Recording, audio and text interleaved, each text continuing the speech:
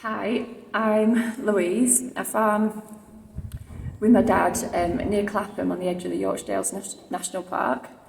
Today we're going to be shearing some Swaledale sheep, which are a hardy breed.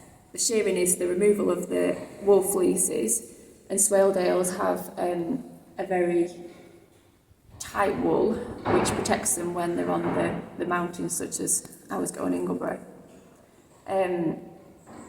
It's done in a way which is comfortable for the sheep and the shearer, but they need to have the wool removed, as although it does a brilliant job during winter months to protect them from the cold and the rain. In summer it can cause all sorts of problems.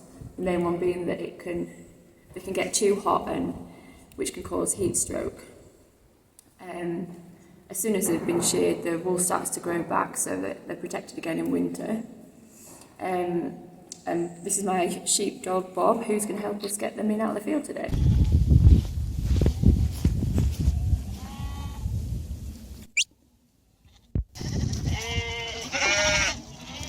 Yeah, when you finish sheep, you just sort of twist the head and they fall to the ground, and then you keep them on one side so they're not sat on the spine, but it just keeps you nice and comfy.